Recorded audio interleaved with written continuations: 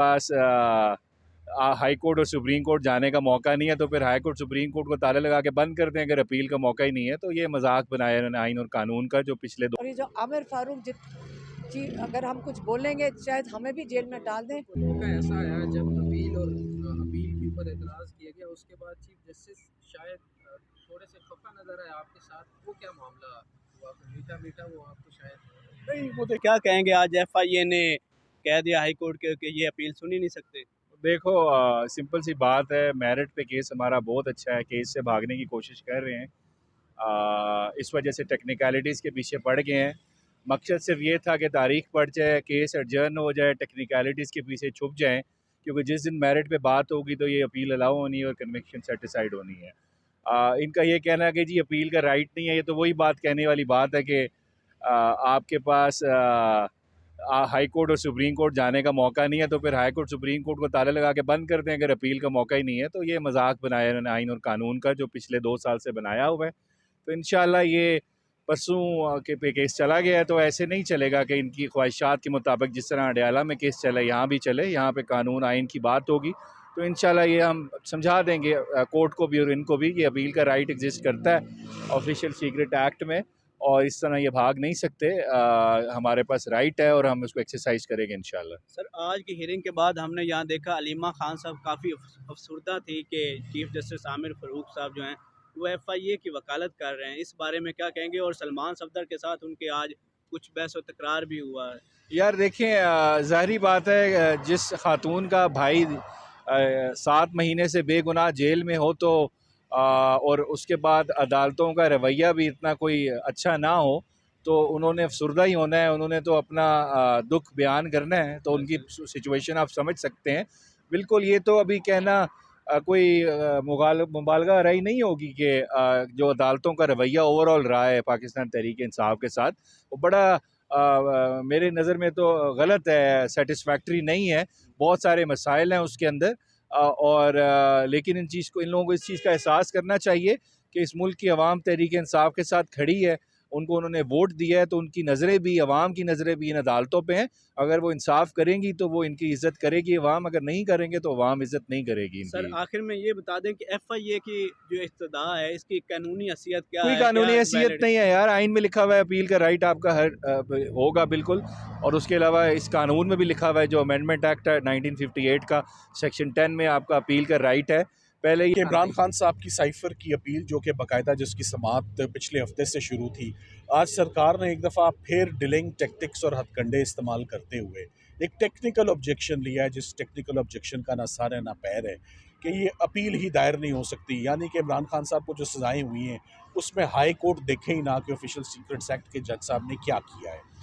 उनका एतराज़ था इस बात पे कि कानून में अपील का राइट नहीं दिया गया। मैं इसको सिर्फ डिलेइंग टैक्टिक्स देखता हूँ और कुछ नहीं देखता। ये तमाम की तमाम मिसअंडरस्टैंडिंग और कन्फ्यूजन उन्होंने जो क्रिएट की है, आज का दिन बाय करने के लिए ली थी, ताकि इमरान खान साहब व उनका केसेस शुरू ना हो सके और अदालत फ़ैसला ना कर सके और रमज़ान शुरू हो जाए। मैं इसकी और कोई इसकी और इसको मैं किसी और एंगल से मैं नहीं देखूँगा, माँ सवाए इसको ये एक ही इसका हथकंडा और पर्पस था। ये हो नहीं सकता कि किसी शख्स को सज़ा हो, और सज़ा भी आपने जैसे देखी ऑफिशियल सीक्रेट्स एक्ट के जज साहब ने, जैसे रात के अंधेरे में कानून को वायलेट करते हुए, आइन को करते हुए, कानून शहादत को करते हुए, सीआरपीसी को वायलेट करते हुए, जैसे उन्होंने तेज़ रफ्तारी से मुलजिमों के वकीलों को बाहर निकाल के उन्होंने ट्रायल कंक्लूड किया। सरकार चाहती है कि वो एविडेंस और वो केस और वो तमाम चीज़ें हाई कोर्ट में खुले ही ना और वो देखी ना जाए। ये हो नहीं सकता। सो जिन सेक्शंस के अंदर डिफेंस ने अपनी अपील फाइल की है वो दुरुस्त सेक्शंस हैं, उन्हीं सेक्शंस के अंदर ये अपील होगी। और अदालत ने जो क्लैरिटी मांगी है वो सिर्फ इसलिए मांगी है कि 100 सालों में इसकी कोई प्रोसिक्यूशन नहीं हुई। सो आपने पहली दफ़ा एक साबिक वज़ीर आज़म और एक साबिक वज़ीर ख़ारजा का केस इस लॉ के अंदर चलाया है, जो कि जब से पाकिस्तान बना है कभी किसी के ख़िलाफ़ ऐसा केस नहीं चला।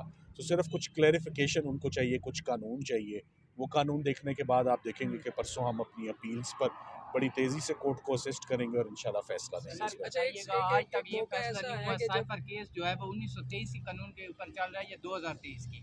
ये थोड़ी क्लैरिटी दे दीजिएगा। नहीं, सर, इस पर बिल्कुल एब्सोल्यूट क्लैरिटी है कि 2023 का जो कानून आया वो एफआईआर रजिस्टर होने के बाद आया, उसको दुरुस्त करने के लिए। सो इसमें कानून पुराना ही कानून है, 1923 का कानून है और वही अप्लाई होता है, 101 साल पुराना था कानून है। सर एक मौका ऐसा आया जब अपील के ऊपर एतराज़ किया गया, उसके बाद चीफ जस्टिस शायद थोड़े से खफा नज़र आए आपके साथ, वो क्या मामला हुआ? मीठा मीठा वो आपको शायद नहीं वो देखिए, बातें सुना रहे नहीं थे या क्या? देखिए वो खफा होने का नहीं, वो इस बात पे था, हमारी एंजाइटी थी कि हमारी अपीलें सुनी जाएं। जब चीफ साहब ने एक दफ़ा ये कह दिया, उन्होंने कहा एक बात तो तय है, ये दोनों जजेस ने कह दिया, अपील का राइट तो है, आपकी अपील तो सुनी जाएगी, किस सेक्शन में सुनी जाएगी इसका फैसला कर लेते हैं। तो हमने ये कहा कि जिन सेक्शनों में हमने अपील डाली है उन्हीं सेक्शनों में, और जो सेक्शन आपने पढ़े हैं वही सेक्शन।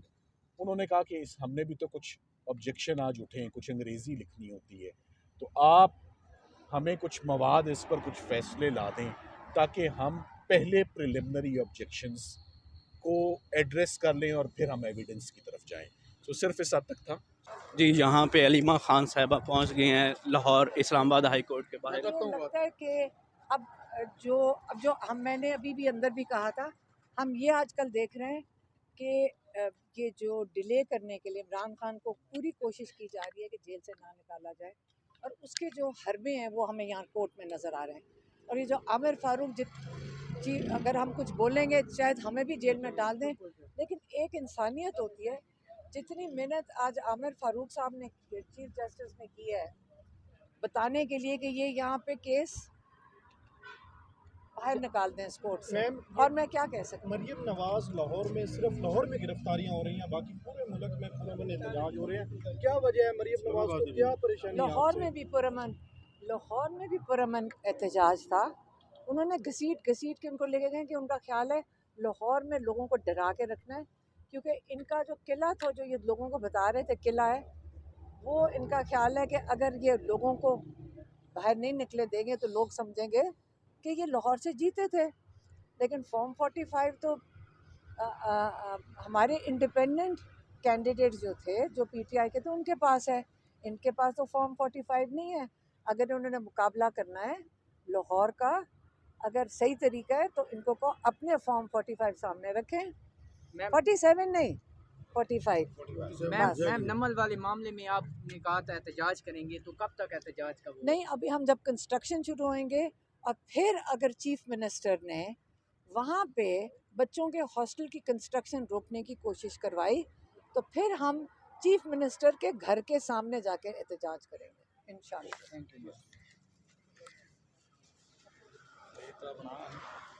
सही नहीं बनाई तो